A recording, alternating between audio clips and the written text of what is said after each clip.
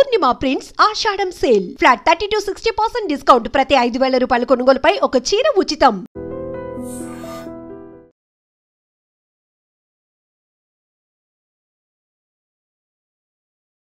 రోజులు గడిచిపోతున్నాయి. అయినప్పటికీ అంతులేని ప్రశ్నలు అలాగే మిగిలిపోయాయి. సమాధానాలు లేకుండా క్వశ్చన్స్గా మాత్రమే మిగిలిపోయాయి. మా ఆయన ఆచూకీ దొరికిందా? మా తండ్రి ఆనవాళ్ళు ఏమైనా కనిపించాయా? మా అబ్బాయి ఎముకలు కనీసం బూడిదైనా మాకు అందిస్తారా? ఇలా ఆశగా ఆవేదనతో ఎదురు చూస్తున్నటువంటి కుటుంబ సభ్యుల సంఖ్య ఇంకా అలాగే ఉంది. సిగాచి ఇండస్ట్రీస్ పాశమైలారంలో జరిగినటువంటి దుర్ఘటన భారీగా ప్రాణ నష్టాన్ని మిగిల్చింది. అయితే ఎలా జరిగింది అనేది ఒక పెద్ద క్వశ్చన్ మార్క్ అయితే ఎంతమంది మరణించారు అనేది కూడా ఇంకొక అతిపెద్ద క్వశ్చన్ మార్క్గా మిగిలిపోయింది. ఇప్పటికైతే అఫీషియల్గా 37 మంది చనిపోయారని చెప్తున్నప్పటికీ అది 40 దాటింది అనేది నిన్న రాత్రి వరకు అందినటువంటి సమాచారం. ఎంతమంది మరణించారు, 5 అయితే మిస్ అయ్యారు అనేది అఫీషియల్గా తెలుస్తున్నటువంటి లెక్కను బట్టి ఉంది. 143 మంది నిన్న విధుల్లో ఉన్నారు. మార్నింగ్ షిఫ్ట్, జనరల్ షిఫ్ట్లో వచ్చిన వాళ్ళలో 143 మంది ఉన్నారు. 30 మందికి పైగా ఆసుపత్రుల్లో క్షతగాత్రులుగా ఉన్నారు అనేది. ఇప్పటికీ 12 డెడ్ బాడీస్ని ఐడెంటిఫై చేసి కుటుంబ సభ్యులకు ఇచ్చారు. సో భారీ ఎత్తున జరిగినటువంటి ఈ విస్ఫోటనం దుర్ఘటన అక్కడ 100 మీటర్లకు పైగా ఎగిసిపడినటువంటి శకలాలతో పాటుగా 2 కిలోమీటర్ల మేర భూకంప తీవ్రత అనేది కనిపించింది. వాహనాలు కావచ్చు, కిటికీ అద్దాలు కావచ్చు, పగిలిపోయినటువంటి దృశ్యాలనేవి 2 కిలోమీటర్ల విసినిటీలో కూడా కనిపించాయి. అంత రేడియస్తో ఉంది ఈ విస్ఫోటనం అనేది. యాక్చువల్గా మెయింటెనెన్స్ లోపం జరిగిందా, ఏం జరిగింది అనేది ఇప్పటికీ అంతుపట్టని వ్యవహారంగా ఉంది. ఇక national disaster rescue force NDRF చెప్తున్న దాన్ని బట్టి చూస్తే ఇండస్ట్రియల్ ఎక్స్ప్లోజన్స్, ఇండస్ట్రియల్ బ్లాస్ట్లకు సంబంధించి భారతదేశ చరిత్రలోనే 100 ఏళ్లలో ఎప్పుడూ జరగనంత ప్రాణ నష్టం సిగాచిలో జరిగింది అనేది. యాక్చువల్గా ఇది ఒక భయానకమైనటువంటి సంఘటన. NDRF చెప్తున్న దాన్ని బట్టి చూస్తే మోస్ట్ ఛాలెంజింగ్గా ఇది కనిపిస్తోంది. యాక్చువల్గా ట్రేసెస్ని ఐడెంటిఫై చేయడంతో పాటుగా కాజ్ ఏంటి, ఎందువల్ల ఈ సంఘటన, ఈ దుర్ఘటన జరిగింది అనేది కూడా మోస్ట్ ఛాలెంజింగ్గా కనిపిస్తోంది అని NDRF దీన్ని క్లెయిమ్ చేసినటువంటి పరిస్థితి. ఎందుకని 100 ఏళ్లలో ఇలాంటి సంఘటన జరగలేదు, ఒక హిస్టరీని క్రియేట్ చేసింది, ఒక బ్లాక్ మార్క్గా మిగిలిపోయింది దేశ చరిత్రలోనే అంటే దానికి సంబంధించినటువంటి లెక్కలు కూడా ఉన్నాయి. ఆగస్ట్ 21, 2024లో ఆంధ్రప్రదేశ్లో ఎసెన్షియా బయోఫార్మా లిమిటెడ్లో ఒక దుర్ఘటన జరిగింది. ఆ దుర్ఘటనలో 17 మంది ప్రాణాలు కోల్పోయారు. ఇక 23, 2023లో జరిగినటువంటి అచ్యుతాపురం ప్లాంట్ సాహితీ ఫార్మాలో జరిగింది ఆంధ్రప్రదేశ్లో. అక్కడ 7 చనిపోయారు. డిసెంబర్ 2022లో 4 ఎంప్లాయీస్ చనిపోయారు లారస్ ల్యాబ్స్ విశాఖపట్నం. దీంతో పాటుగా గత 30 నెలల్లో చూసుకున్నట్టయితే 10 దుర్ఘటనలు తెలంగాణలో, అందులోనూ ఇండస్ట్రియల్ ఏరియా పటాన్చెరు, పాశమైలారం, జీడిమెట్ల ఇలాంటి ప్రాంతాల్లో జరిగితే 25 మంది చనిపోయారు. అత్యధికంగా 100 ఏళ్ల హిస్టరీలో చూసినటువంటి సంఘటన సిగాచిలో జరిగింది. ఇక్కడ 37 అఫీషియల్గా లెక్కలు చెప్తున్నప్పటికి కూడా 40ని మించిపోయి ఉంటుంది అని. డిజాస్టర్ కూడా 3 అంతస్తుల్లో సిగాచి అనేది ఉంది. అది ఒక ప్యాన్ కేక్ డిజాస్టర్ లాగా. ప్యాన్ కేక్స్ అనేది ఒకదాని మీద ఒకటి దొంతర్లాగా ఉంటాయి. 3 ఫ్లోర్స్ అలా కుప్పకూలిపోవడం వల్ల కూడా డెబ్రీస్ కింద కూడా ఇప్పటికీ ఆనవాళ్ళు ఏమైనా కనిపిస్తాయా అనేటువంటి వెతకడం. ఎస్కవేటర్స్ ఉన్నాయి, JCBలు ఉన్నాయి. ఇవన్నీ కేవలం 2 మాత్రమే ఉన్నాయి. దానివల్లే డిలే అవుతోంది అనేది అక్కడ కుటుంబీకులు చేస్తున్నటువంటి ఆవేదన, ఆర్తనాదాలు. మా భర్త ఏమయ్యాడు, కొడుకు ఏమయ్యాడు, తండ్రి ఏమయ్యాడు, కనీసం బూడిదైనా ఇస్తారా? అలాంటి సిచ్యువేషన్ రావడానికి కారణం ఏంటి? రియాక్టర్లలో పేలుడు జరిగిందా, లేకుంటే మెయింటెనెన్స్ లోపం ఉందా, లేకపోతే సరైనటువంటి ఎక్విప్మెంట్ లేదా, మేనేజ్మెంట్ లేదా, సేఫ్టీ సెక్యూరిటీ పాటించలేదా? దీంతో పాటుగా ఫైర్ సేఫ్టీకి సంబంధించి NOC తీసుకున్నారా లేదా? బోల్డని క్వశ్చన్స్ అయితే ఉన్నాయి. అయితే అక్కడే 2 దశాబ్దాలుగా వర్క్ చేస్తున్నటువంటి ఒక పర్సన్ రాజనాల, తను వాళ్ళ అబ్బాయి ఇచ్చినటువంటి కంప్లైంట్ నేపథ్యంలో పోలీసులు కేసు బుక్ చేశారు. అయితే సిగాచికి సంబంధించినటువంటి యాజమాన్యం కావచ్చు, మేనేజింగ్ డైరెక్టర్లు కావచ్చు, ఇక్కడ ఉన్న వాళ్ళెవరు ఇప్పటికీ కనిపించకుండా పోయారు? ఏమయ్యారు? ఎందుకు అబ్స్కాండ్ అయిపోయారు అనేది కూడా ఇంకొక బిగ్ క్వశ్చన్ మార్క్. సిగాచీకి అంతర్జాతీయ స్థాయిలో అతిపెద్ద పేరుంది. 9001 to 2025 అనేటువంటి మార్క్స్ ఏవైతే ఉంటాయో, ఒక సర్టిఫికేషన్స్ ఏమైతే ఉంటాయో, గోల్డెన్ స్టాండర్డ్స్ని మెయింటైన్ చేస్తుంది అనేది సిగాచీకి ఉన్నటువంటి పేరు. ఎంసీసీ ఉత్పత్తికి సంబంధించి భారతదేశంలోనే సిగాచి నెంబర్ 1గా ఉంటుంది. అక్కడ ఉన్నటువంటి లేటెస్ట్ టెక్నాలజీ కావచ్చు, సొల్యూషన్స్, రిఫైన్డ్ సొల్యూషన్స్ తయారు చేయడంలో ఎంసీసీకి ఉత్పత్తి చేయడంలో సిగాచి నెంబర్ 1 ప్లేస్లో ఉంది. అలాంటి సిగాచికి ఇప్పుడు 2 రోజుల క్రితం జరిగినటువంటి సంఘటనలో ఒక మచ్చ ఏర్పడింది. ఆల్మోస్ట్ 40కి పైగా దేశాల్లో ఈ ఉత్పత్తుల్ని ఎక్స్పోర్ట్ చేస్తుంది. సో ఒక బ్లాక్ మార్క్ పడడంతో షేర్ మార్కెట్లో వరుసగా 3వ రోజు కూడా సిగాచీవి పతనమైనటువంటి దృశ్యం అయితే కనిపిస్తోంది. అయినప్పటికీ కూడా సిగాచి యాజమాన్యం ఏమైపోయారు?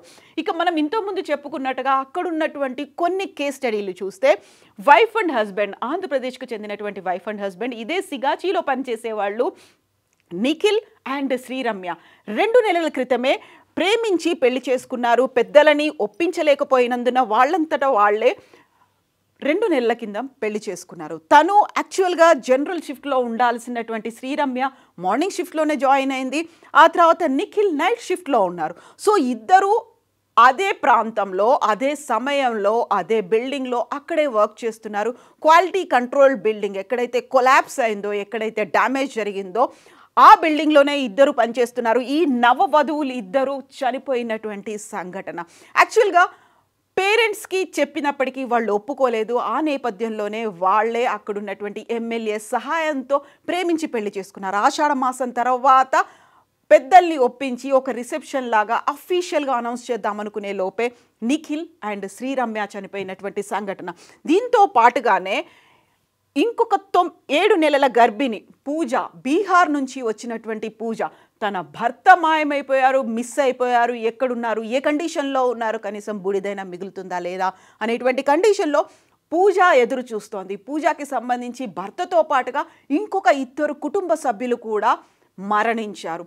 యాక్చువల్గా ఈ ముగ్గురు 5 నెలల క్రితమే హైదరాబాద్కు వచ్చారు. సిగాచీలో కాంట్రాక్ట్ వర్కర్స్గా జాయిన్ అయిపోయారు.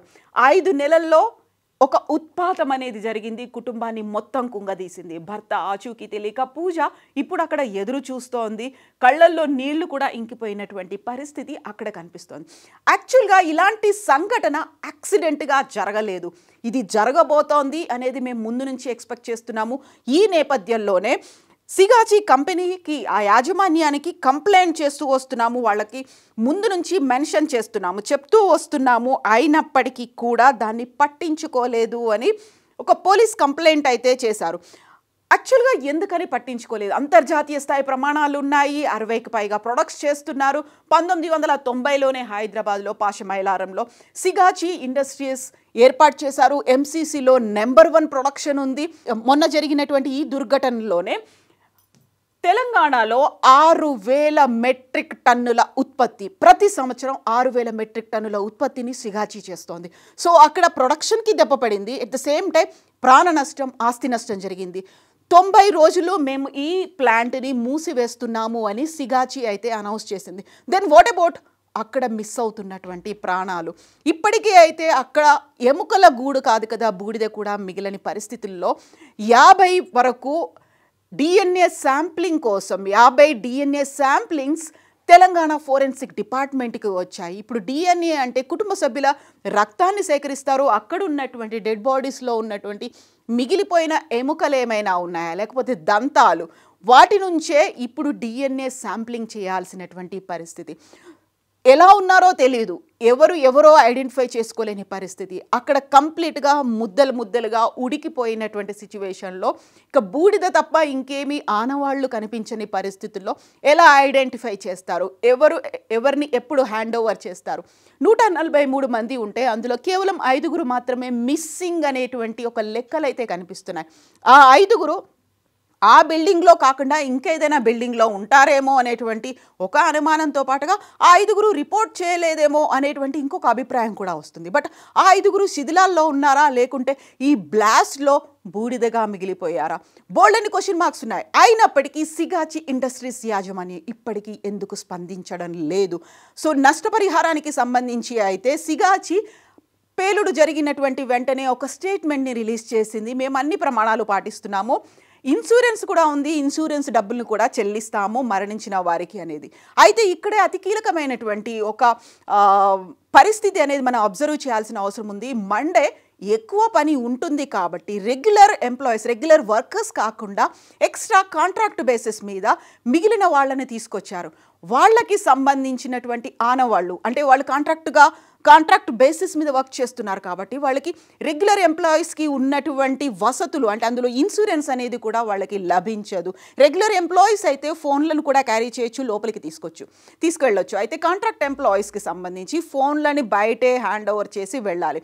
సో అందులో ఉన్నటువంటి ఒక 10 మంది పర్సన్స్ ఫోన్లు అయితే బయట ఉన్నాయి, ఆ 10 మంది పర్సన్స్ మిస్ అవుతున్నారు. మరణాలు సంభవించాయి. కేంద్ర ప్రభుత్వం, రాష్ట్ర ప్రభుత్వం, ఎవరైతే మైగ్రెంట్ వర్కర్స్ ఇతర రాష్ట్రాల నుంచి వచ్చారో వాళ్ళకి ఆ రాష్ట్ర ప్రభుత్వాలు కూడా నష్టపరిహారాన్ని అనౌన్స్ చేశాయి. దెన్ వాట్ అబౌట్ సిగాచి ఇస్తున్నటువంటి నష్టపరిహారం? ఇవ్వాల్సినటువంటి నష్టపరిహారం కేవలం వాళ్ళ రెగ్యులర్ ఎంప్లాయీస్కి మాత్రమే ఇస్తారు తప్ప ఈ కాంట్రాక్ట్ వర్కర్స్కి ఇవ్వరు.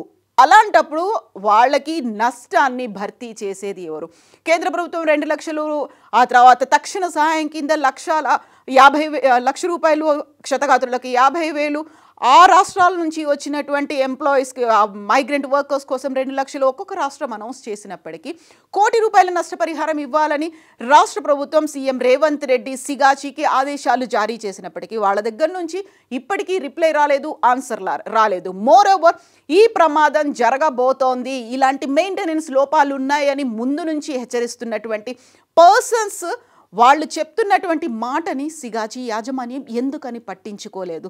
సో మొత్తం అంతా ప్రతిదీ అక్కడ నిర్వహణ లోపం అనేది కనిపిస్తోంది, నిర్లక్ష్యం అనేది కనిపిస్తోంది, మెయింటెనెన్స్ లోపాలు ఉన్నాయి. ఎట్ ద సేమ్ టైం మెషినరీకి సంబంధించి ప్రాపర్ హ్యాండ్లింగ్ చేయలేదు. డిసెంబర్లోనే మెషినరీ మెకానిజానికి సంబంధించి ఇన్విజిలేషన్ అయినప్పటికీ కూడా జూన్ 30న ఈ ప్రమాదం ఎందుకు సంభవించింది? తీసుకొచ్చినటువంటి సరికొత్త ఎక్విప్మెంటు, లేటెస్ట్ టెక్నాలజీని హ్యాండిల్ చేసేటువంటి మ్యాన్ పవర్ లేకపోవడం. యాక్చువల్గా రియాక్టర్లో ధ్వంసం జరిగిందా, బ్లాస్ట్ అయిందా, ఫర్నేస్లో అయిందా, ఎయిర్ కంప్రెషన్ ఎక్కువైందా, బ్లాకేజెస్ అయ్యాయా, హై టెంపరేచర్ వల్ల ఇది జరిగిందా? అన్ని బిగ్గెస్ట్ క్వశ్చన్ మార్క్స్, $1 మిలియన్ క్వశ్చన్లుగా మిగిలిపోయాయి. సిగాచి స్పందించాల్సినటువంటి అవసరం ఉంది. సో ఇటువైపు ఎవరైతే బాధిత కుటుంబాలు ఉన్నారో వాళ్ళకి కనీసం తమ ఆప్తులు, తమ కుటుంబ సభ్యులకు సంబంధించి ఆనవాళ్లు కూడా ఇవ్వాల్సినటువంటి అవసరం ఉంది. ఓవరాల్గా ఒక నిర్లక్ష్యం, ఒక నిర్లిప్తత ఇంతమంది ప్రాణాలు తీసింది. ఎంతమంది? అది కూడా ఒక పెద్ద క్వశ్చన్ మార్క్. వీటన్నిటికీ ఆన్సర్స్ రావాల్సినటువంటి అవసరం ఉంది. యాక్చువల్గా వ్యూవర్స్గా మీరేమనుకుంటున్నారు? ఎందువల్ల ఈ ప్రమాదం జరిగి ఉంటుందని మీరు భావిస్తున్నారు? కామెంట్స్ రూపంలో తెలియజేయండి. నిజంగా ప్రస్తుతం ఉన్నటువంటి సమాజం దేనికి ప్రయారిటీ ఇస్తుంది? ఆర్థిక సంబంధాల చుట్టూ మాత్రమే తిరుగుతుంది. మళ్ళీ ఎన్నికలంగానే చాలా విరక్తి కలుగుతుంది. మంచి అనిపిస్తుంది కదా, లేడీస్ కూడా ఛాలెంజింగ్ జాబ్స్ చేసినప్పుడు చాలా బాగుంటది. ట్రాఫిక్ అసిస్టెంట్స్ గా నియమించిన ట్రాన్స్జెండర్స్ అందరితో సాల్యూట్ చేయించుకుంటున్నారు. ఫుడ్ డెలివరీ ఇవ్వటానికి వెళ్ళినటువంటి డెలివరీ బాయ్ అనిల్ పై కళ్ళ ముందు పెళ్ళంటుకోండి.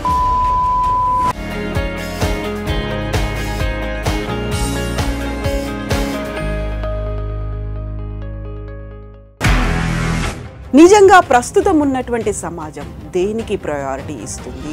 ఆర్థిక సంబంధాల చుట్టూ మాత్రమే తిరుగుతుంది. మళ్ళీ ఎన్నికలంగానే చాలా విరక్తి కలుగుతుంది. మంచి అనిపిస్తుంది కదా, లేడీస్ కూడా ఛాలెంజింగ్ జాబ్స్ చేసినప్పుడు చాలా బాగుంటది. ట్రాఫిక్ అసిస్టెంట్స్ గా నియమించిన ట్రాన్స్జెండర్స్ అందరితో సాల్యూట్ చేయించుకుంటున్నారు. ఫుడ్ డెలివరీ ఇవ్వటానికి వెళ్ళినటువంటి డెలివరీ బాయ్ అనిల్ పై కళ్ళ ముందు పెళ్ళంటుకోండి.